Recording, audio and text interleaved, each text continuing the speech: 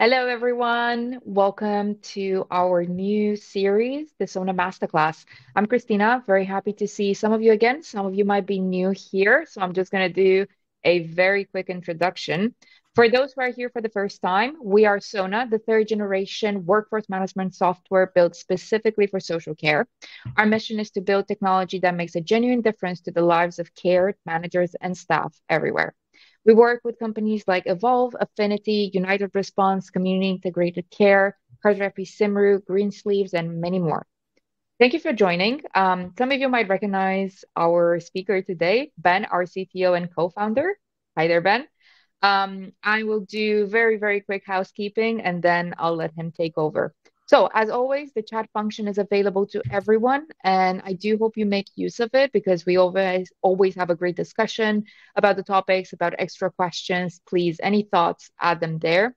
Um, as you probably noticed, this is a totally different format for us. It's a 30-minute masterclass session. It's a much deeper dive than we've done in the past into a very specific topic. So feedback would be very much appreciated. Sona team would also be present in the chat. So if you have any questions, we'll answer them, or Ben might be able to also pick them up. And of course, we encourage everyone to participate. The webinar will be recorded, so just reach out to us, request the recording, and we'll be able to send it. Amazing. Okay, Ben, I don't, you need no introduction, but I will let you do a little bit about yourself just to get it started. Hey, super happy to. So really excited to be here doing our first masterclass. Yeah, I'm Ben. I'm one of the co-founders and the CTO of Sona. I've been building technology companies for about the last 10, 15 years. And the last sort of 10 of that have been very focused on the frontline workforce. And we're very focused at Sona on what does it look like to do integrations well, because we're very conscious that in workforce management, one of probably the most common pitfalls actually is how that fits into an integration strategy and what it means to get integrations right. So as Christina very kindly said, I'll talk through some topics that we've had feedback are important to people. Please use the chat and ask questions if there are areas that I can dive into more, which will be helpful. I think integrations is often a bit of a mystery, is often a bit misunderstood. And so really happy to sort of take the conversation in different directions, depending on what people would like to know. So kicking off with a couple of sort of high-level definitions around what we mean by an integration. So an integration in its simplest form is just a way of connecting two pieces of software together. And typically, when we talk about connecting two pieces of software together, what we actually mean is moving data from one system into another system. And so a thing that I'll come back to throughout all of this is when doing that, you'll typically have a system that owns some data and another system that needs to consume that data. And a really core part of a successful integration is this concept of source of truth or data ownership. And that's being really, really clear on which of the systems in an integration is the source of truth or the owner for that piece of data. So an example might be if an applicant tracking system pushes the name of an employee into a HR system, is it the applicant tracking system or is it the HR system that owns that piece of data? If they have different bits of data in them, which one is the true bit of data? Another sort of bit of terminology that's important to align on, just because it comes up and causes a lot of confusion, is what is an API? API stands for an application programming interface. But all that means is there is a special subset of most software, which is an interface specifically designed for communicating with other pieces of software. So in the same way that a piece of software might have an app for communicating with people via their phones, it might have a user interface for communicating with people via a web browser, there will be a third part of that system, which is specifically optimized for communicating with other systems. And as a rule of thumb, systems that have APIs, that have in particular open APIs, where you can view their documentation online without having to ask anybody, that's often a good indicator that those systems are going to be a bit easier to integrate and work with than a system that, for example, has no public-facing information about how it communicates with other systems or how to integrate with it. Probably the first thing to look at is different types of integrations, because integration is a term that gets thrown around quite a lot. And in practice, it can cover quite a few different things. If we skip to the next slide. Fantastic. So the first question when working out what's meant by an integration is this a one-way or a two-way integration? And this is important because this will have a large impact on how complex an integration is. And broadly, the more complex an integration project is, the more risk is involved that integration project doesn't deliver on its business goals. In a one-way integration, one system needs to transfer data to another system, but there is no requirement for that second system to pass updated data back to the first. So a typical example of a one-way integration might be an applicant tracking system to a HR system. You might use the applicant tracking system to manage all of the data while somebody is in the process of being hired. So while they're being interviewed, possibly all the way through to collecting documents. And once that person has been hired, you would then take that data and push or pull it into a HR system. The HR system has no need to push data back into that applicant tracking system. And once the data has been passed over, the applicant tracking system ceases to be the source of truth of that data, and the HR system becomes the source of truth. One-way integrations are important because they are very often the simplest integrations to build, and so the ones that have the highest likelihood of success. They don't necessarily have to transfer ownership of data. So another example might be if you have a system for planning the number of staff that you need throughout the day, so sort of for resource planning, you might want to, on a daily basis, push into your scheduling system those staffing levels, so those staffing levels can be shown above your roster. The staffing system doesn't need to push anything back into the scheduling system, so you just need something which pushes that data in one direction. This is as opposed to a two-way integration where one system might try and push data into another, the other system might do something with that data and then push it back into the first system. These integrations aren't bad, but they are more complicated. So an example of something that would be very complicated to do, for example, might be if you have a rostering system on the one hand that wants to deal with holiday bookings, but a HR system that is completely separate and wants to deal with calculating holiday balances, you might need the HR system to push into the scheduling system what the holiday allowances are, the scheduling system to then handle bookings, and then the scheduling system to push back into the HR system what holiday has been taken. Integrations like this aren't impossible at all, but they are much more complex because there are far more opportunities for the two systems to become out of sync. The next way that we cut up types of integration would be batch integrations versus real-time integrations. So batch integrations are things that happen periodically. So a batch integration, we might say every night at midnight, something's going to happen and we're going to take everybody from the applicant tracking system and load them into the HR system. And we're going to repeat that every day at midnight or every hour on the hour or sort of whatever interval makes sense for that sort of data. Similarly, for a payroll system, you might say that the time and attendance data is going to be taken from the time and attendance system will push data out into the payroll system at the end of every week, for example. This is as opposed to real-time integrations. Real-time integrations, the boast there is that as soon as something happens in one system, that data is reflected in another system. And real-time integrations can be very powerful from a user experience point of view, and in some places they can be very important. If you think about somebody being hired in an applicant tracking system, you can imagine a very, very powerful workflow is as soon as that person is marked as hired and ready to onboard in the applicant tracking system, they might immediately be pushed into your HR and scheduling system and receive an invitation to download the app to go through an onboarding workflow in HR and provide more information. In terms of providing a great experience to candidates, that real-time integration can be very important. The thing to be aware of is that real-time integrations are generally a little bit more complicated. Real-time integrations, more things happen more quickly, and with everything that happens, there is an opportunity introduced for errors. And so the important thing when deciding between batch and real-time integrations is, do you genuinely need the real-time data? What is the benefit of the real-time data versus the batch data? Because in quite a lot of situations where people might start off thinking we absolutely need something real-time, which might be more complex and more expensive to build as an integration, in practice, all the same benefits can be realized with a batch integration, which might happen every hour or even every 15 minutes. So nearly real time, but not quite. So it's worth really drilling into when deciding on an approach, what are the cost and complexity differences between batch and real-time integrations, and which do you need in order to realize the actual business benefits that you're aiming to. The final differentiation that's worth talking about is sort of what's called CSVs, which stands for comma separated values, which just rolls off the tongue, versus API uploads. So CSVs are probably one of the oldest, most established methods of integrating.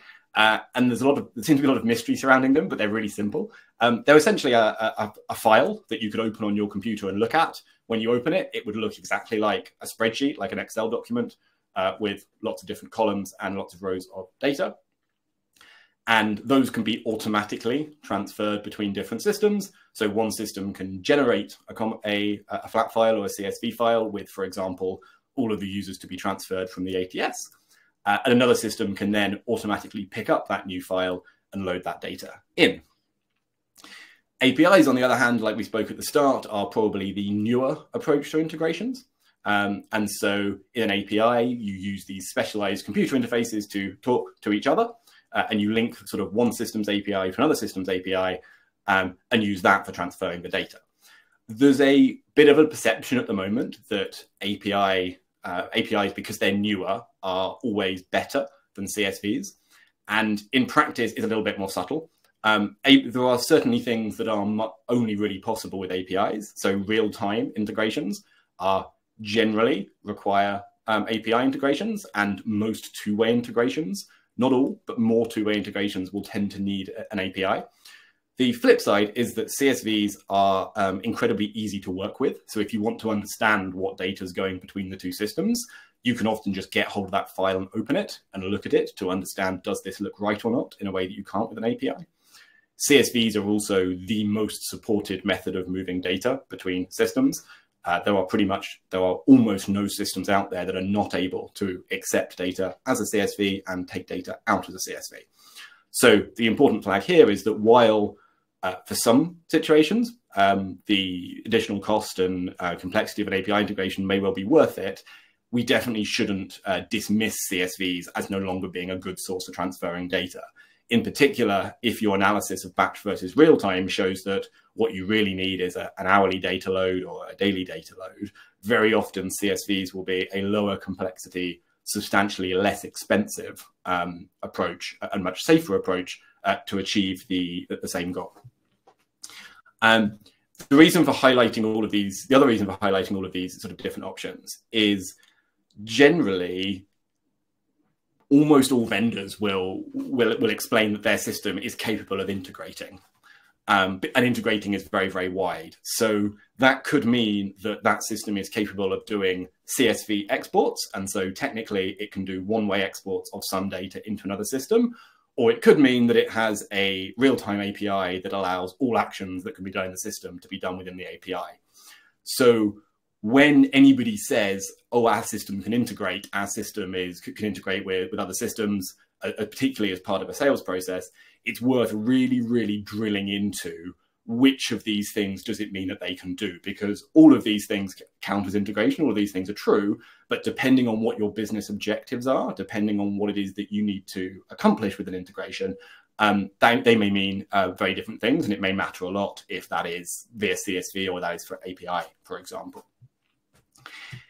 Getting a little bit specific, if we have a look at the type of systems that we're often looking to integrate with in care, if we move to the next slide. So here you can see our tech map, which I think a lot of people will already be familiar with. In the questions, if there are any bits of this that stand out to you in terms of where you're interested in how things can integrate or where you've had challenges with integrations, please feel to put that into the chat and I can dive into them. I also don't know, I know there are sort of IT leads here. Do we have any sort of directors of ops in the audience and things like that? Just because I'll sort of adapt accordingly, because there's one side which is technically what's possible. There's the other side that just from a business perspective, these integrations sort of need to work and make sense. But at a high level, what I'm going to dive into here is that you have your sort of your core people systems, so your HR, your rostering, and your payroll system. And you can see they're connected by quite thick lines here. And then you have the systems that sit around them, like, for example, EMR, digital care planning. And these systems, in care at least, have very different requirements in terms of what data needs to flow between them and how easy it is to integrate. So if we move to the next slide. So here you can see the sort of like the trifecta of care systems. And here is where you have a very, very strong integration story. So typically, scheduling here, we're talking about scheduling HR and payroll as sort of an overall entity.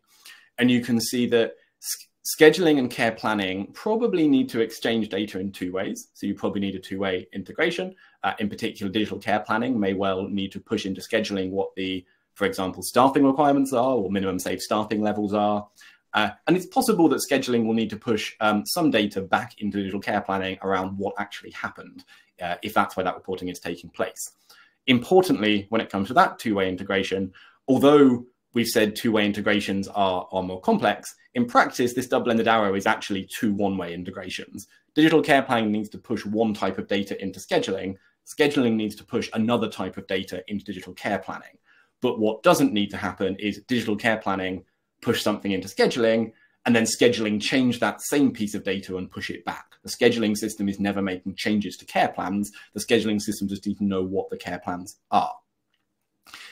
If we move forward to the wider ecosystem and how they sit together. There we go. So here we're looking at scheduling, HR, and payroll. And this is where the majority of the complexity sits, because things like HR and scheduling need to know a huge amount about each other. So if you take holiday as an example that we come back to a lot at Sona, a HR system is probably responsible for understanding what is somebody's contract, what is somebody's holiday allowance based on that contract. But in practice, if, for example, you have casual employees or people on variable hours contracts, the HR system will need to understand a lot about the schedule in order to work out what that holiday should be, what their allowance should be based on shift worked and this sort of thing.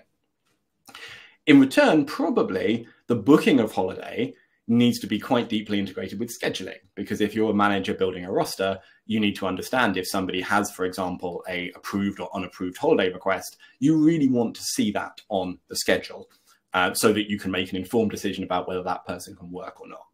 And really, the depth of integration or the depth of data flow here comes down to efficiency.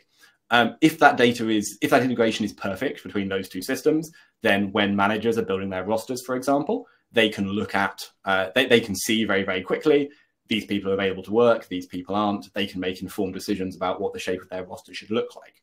If those systems aren't well integrated, and this is something that we've seen many times, you can end up with a situation where in order to build a roster, somebody has to have a scheduling system open in one screen, a HR system in the other screen, and they're cross-referencing between them to understand if these people are actually going to be able to work.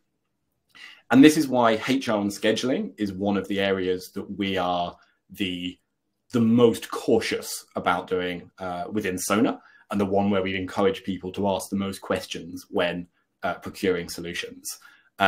Generally, it's very, very difficult to separate out HR and scheduling because they need to operate on exactly the same data. And from an operational perspective, a lot of the inefficiencies that we've seen are where these systems have been completely separated. And so you see managers doing double work or managers having to work very inefficiently. Equally, in terms of the sort of experience of colleagues, of carers, that you will see that in things like requesting holiday, which obviously make a huge difference to people's experience of working somewhere, those things can become quite clunky. Mistakes can be made in schedules, mistakes can be made in HR. The absolute worst case scenario, that can lead to mistakes being made in payroll. And I think sort of, I'm sure this group will have seen the stats on sort of the impact on retention if any mistake is ever made on somebody's payroll. And with this in mind, there were several situations where Sona has actually said that we aren't going to move forward in a tender process purely because of the split that's being made between HR and scheduling. And having sort of done a deep dive into what integration is possible, we haven't believed that it would be possible to do a deep enough integration to provide a really, really great experience. So whatever the systems are that you're sort of looking at procuring, it's worth trying to really dive into some use cases and understand if you're going to be able to get the depth of integration between those systems that you would want. A really important sort of subcategory of that is, I think a very common scenario is wanting to replace one system at a time. So for example, if you currently have a HR system and a scheduling system and they're independent of each other, it might be that replacing, although your target end state might be to have all of those in the same system, replacing a HR system and a scheduling system all in one time might simply be more change than the organization is currently capable of handling. And one of the easiest ways to sort of have a technology rollout fail is actually from the change perspective, to try and impose too much change on an organization isn't yet ready for it. What we have found is that generally temporary data transfers between HR and scheduling systems are very feasible. Generally, if there are currently a split between HR and scheduling systems, there often isn't. There is already a certain level of friction. And so what can be maintained, for example, is rolling out a new HR system and maintaining a temporary, often flat file integration with a scheduling system, and then gradually as a phase 2 moving into the scheduling system and backing out that sort of flat file transfer.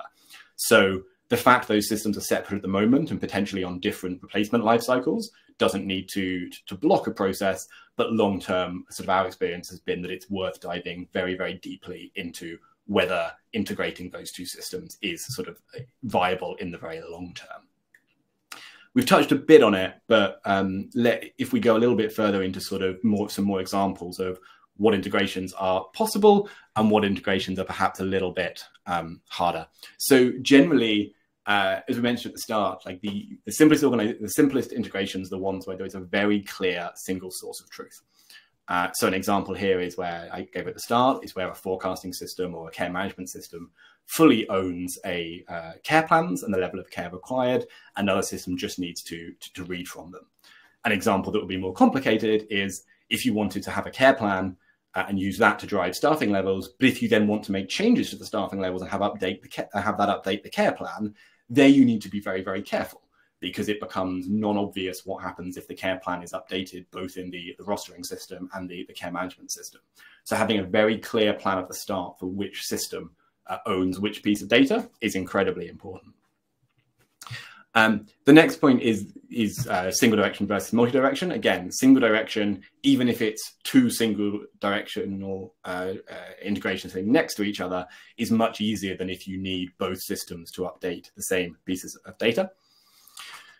When it comes to data, the next piece is how often does the data you want to transfer change? So as part of an integration, you'll want to do a very detailed taxonomy of what data sits in each system and how does it map between those systems.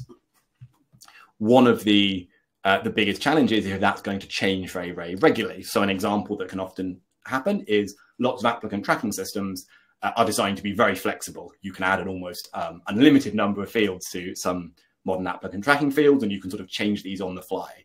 So you can very quickly end up with a situation where the data that you're collecting for any individual person onboarded through your hiring process actually changes month on month. That needs to be thought about very, very carefully, because typically there now needs to be an additional step, which is working out how to update the integration so that the system that receives that data understands how that data comes across. Otherwise, you potentially end up with a situation where the applicant tracking system, for example, pushes data into the HR system, but then you need an additional manual workflow to copy across the new data that wasn't originally included in the integration. So it's worth thinking through this data mapping very, very carefully. The final point, and one that I don't think will be surprising to anyone, is that possibly one of the biggest things, again, with all change projects, comes down to people. So integrating computer systems generally requires buy-in from both sides. Typically, it's not really possible to integrate with a system unless both the system sending the data and the system receiving the data are open to that. You can't force an integration. So as important of the technical sides that we've talked to is making sure that both parties to the integration are very, very open to that integration, and that they are either committed to the fact that they already have the technical ability to exchange the data that you want to exchange, or that they are open to adding that capability sort of as new requirements emerge. And so that's something that's very much worth getting ahead of early on, and making sure that those conversations ideally are happening as part of the sort of procurement process, that those vendors are being looped in, and that those conversations are happening. The final piece is, again, about people, and that's probably who builds and owns an integration. Because like any IT project, like any technology project, in practice, the majority of the cost actually sits in the maintenance of the project, not in the implementation of the project. So when looking to integrate two systems, you need to have a very clear answer on who's going to own that integration. Is it going to be owned by one of the vendors? Is it something that you're owning in-house, if you have technical capability in-house? Or is it something that you are you're outsourcing to a third-party integrations company? And as part of that, the question that usually gets answered is who is owning the build of this integration? That's the question that always gets asked. The question that doesn't necessarily get asked is who's going to own the maintenance of that? Because a system rollout like this may have hopefully has a life cycle of 5, 10, 15 years. And so over that period, the interfaces, whether they're flat files or APIs, will probably change from one or both of the vendors. And at that point, generally, if they're vendors that follow best practices, they'll give notice of 6, 12, 18 months, 2 years that these changes are going to happen. But then the integration will have to be updated and changed. So as well as understanding who's building it, it's very, very important to understand who's going to be responsible for making those changes as they're required, and where does the cost sit? Is that part of the initial fee, or is that something that will be costed as changes are required? If we move to the next slide. So that brings us sort of towards the end. Something that came in sort of as part of preparation for this is generally, hopefully the context we've given is useful around sort of what the landscape for integrations looks like. But if you're currently in the process of if you're currently in the process of sort of working out an integration strategy for something like this, what are the core questions to answer? What are the core things that if you get good answers, you can be fairly confident that they'll go well? And again, first two of these actually more about people than they are about technology. The first one is, are both vendors committed to the integration? Have both vendors said, yes, we are confident that we either have the interfaces or are prepared to provide the interfaces for this? And have they been clear about any costs? Second is there a single point of contact for the integration? So when it breaks, the situation you don't want to have is where you talk to vendor one and they say, well, everything's fine our end, the problem is with vendor two. And you go to vendor two and they say, we can't see a problem. Please go and talk to vendor one. You want to be very clear on who is going to be the single point of contact that I come to when this goes wrong, and who is then responsible for dealing with fixes. The final thing is who owns which piece of data, and this comes back to the source of truth point from the very, very start. In general, when you're working out who owns your data, my very, very strong recommendation would be, don't think about it in terms of who owns an employee's first name, who owns an employee, which system owns a first name, which owns a last name, which owns the national insurance number.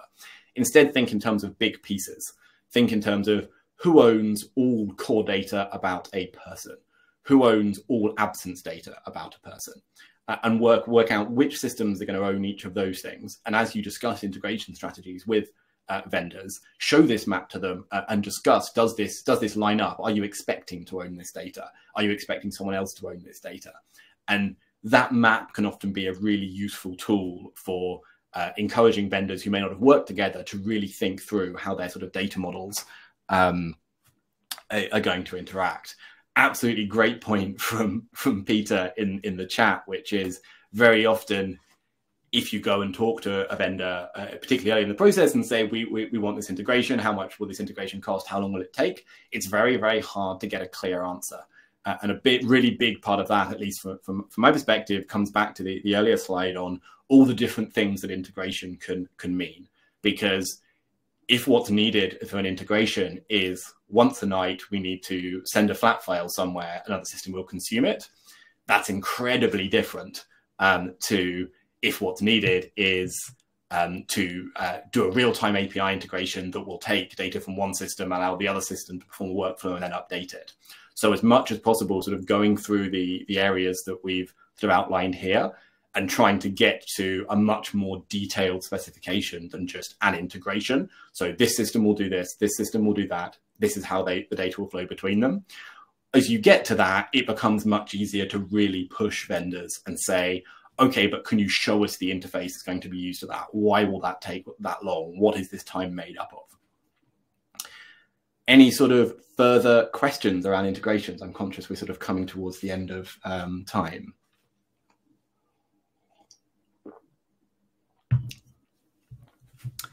Fantastic. I think in which case, what remains is to mention our next webinar. Before that, thank you very, very much for everyone who's here. It's a topic I care about a lot.